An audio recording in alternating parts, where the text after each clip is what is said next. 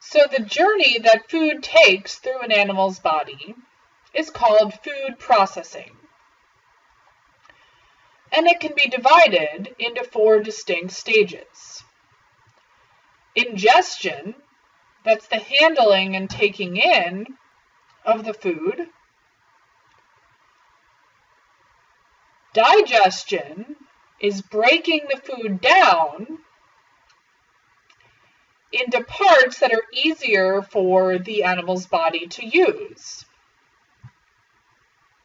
Absorption is the entry of these smaller, more manageable chemicals into the cells of the body, where they can then be used for metabolism or stored for later use.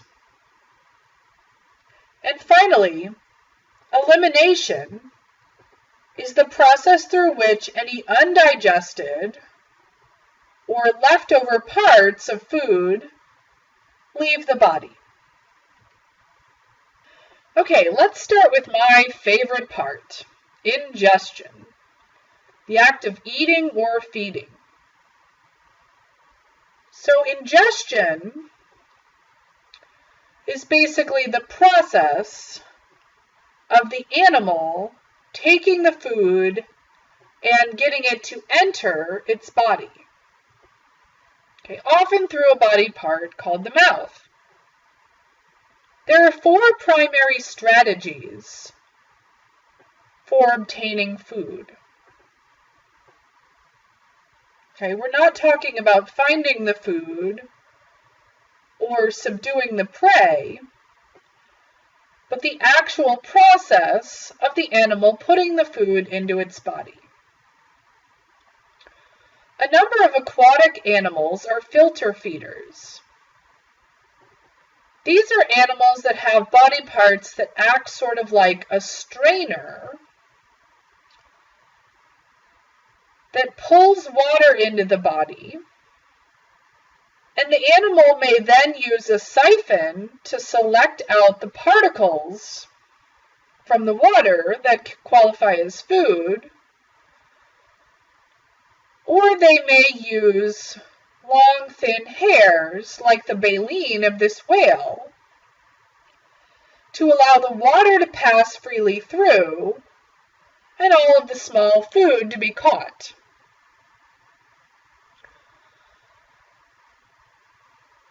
Animals like shellfish and sponges are filter feeders that collect microscopic food particles, such as algae and protozoan and small zooplankton. Filter feeders like this whale eat zooplankton, those are animal plankton, and small crustaceans like shrimp and krill. Substrate feeders have a pretty easy time finding food because they live where they eat. They're organisms that live on top of or inside of their own food source. An example would be a caterpillar that lives on and eats leaves. Okay, you can see this caterpillar here eating a trail across a leaf. Other types of substrate feeders include things like termites that might live inside a rotting piece of wood. Fluid feeders include parasites that consume either blood or other bodily fluids from their host. Their job is a pretty easy one because their liquid food is fairly easy to digest and absorb. But most types of animals that we're familiar with are bulk feeders, including humans. The example here of the python consuming a deer is a pretty extreme example. This snake swallows large animals whole because of its ability to unhinge its jaw and stretch its body around the food. But any animal that bites or chews its food is also a bulk feeder. as well as animals that swallow other organisms whole. Okay. The next step in food processing is called digestion.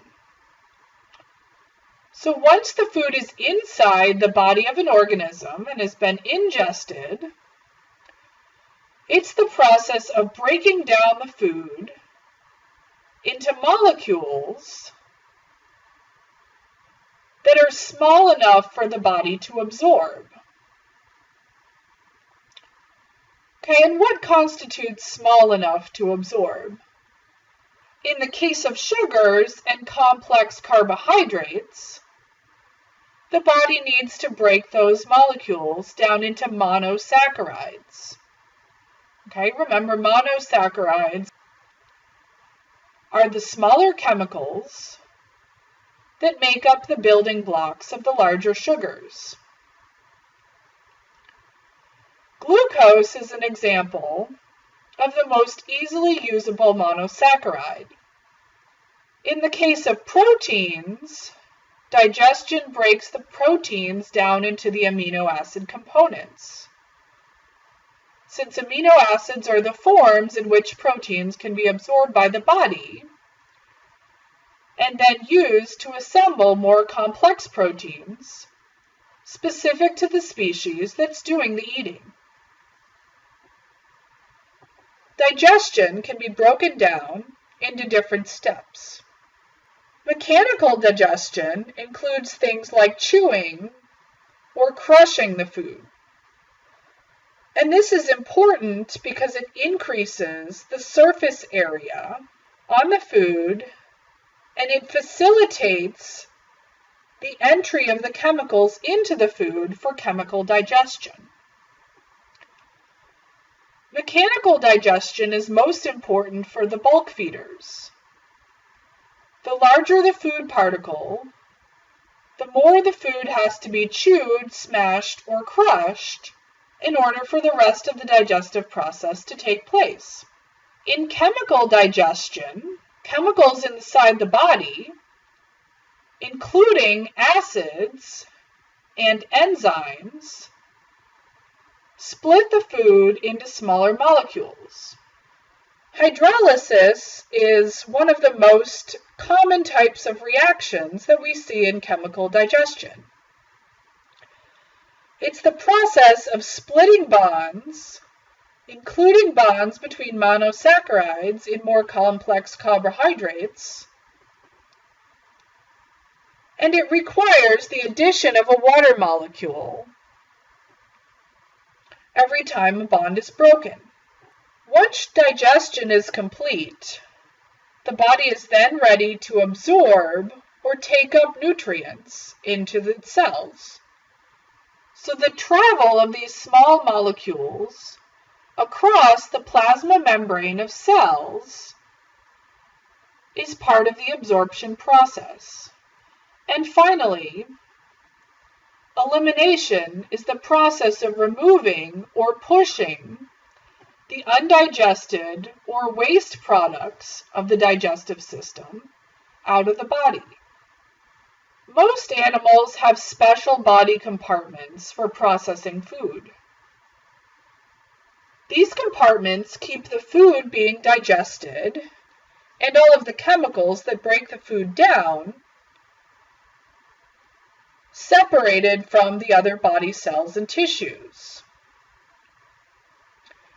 Since these chemicals can be pretty harsh, and they include very strong acids, keeping the food being digested and the chemicals that are interacting with that food separated from the other body cells and tissues helps to reduce the risk that an animal will damage or digest its own cells and tissues. Intracellular digestion occurs inside of cells. In intracellular digestion, food particles are engulfed by the cell. Essentially, the cell surrounds itself around the food particle, kind of like an amoeba. In extracellular digestion, the food is broken down outside of the cells, usually in some kind of body cavity. In intracellular digestion, the cell uses an organelle known as a food vacuole to keep strong digestive enzymes that could damage the cell separate from the rest of the cytoplasm. In extracellular digestion, food particles are broken down outside of cells, usually in some kind of body cavity. So as we've previously discussed, most types of animals have some type of a body cavity. But the type of body cavity available for digestion differs between different types of animals. Animals with very simple body plans, like cnidarians and flatworms, have a compartment or body cavity called a gastrovascular cavity. Gastro is a prefix that refers to digestion, and as we've seen in vascular plants, vascular is a word that refers to the transport of water and nutrients around the body. So a gastrovascular cavity is multifunctional. It serves a role both in digestion and in distributing the nutrients around the body. Another feature of the gastrovascular cavity is that it often has only one opening. So food must go in and wastes must go out through the same opening. While this strategy is workable and provides enough nutrition to small and simple organisms, it's not the most efficient, which is why it isn't favored for more complex animals with greater nutritional needs. More complex animals across many different phyla have what we call a complete digestive tract. The technical term for this digestive tract is called the alimentary canal. It's a long network that begins with the mouth where food is ingested and ends at the anus at the opposite end of the body where wastes are expelled.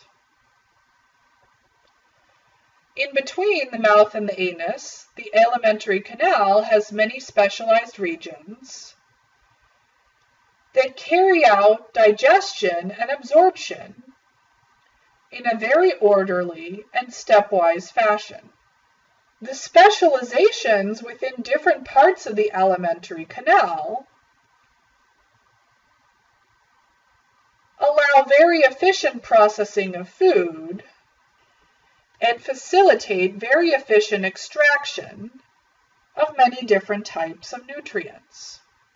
It also conserves water by allowing a lot of water to be reabsorbed before waste products are expelled.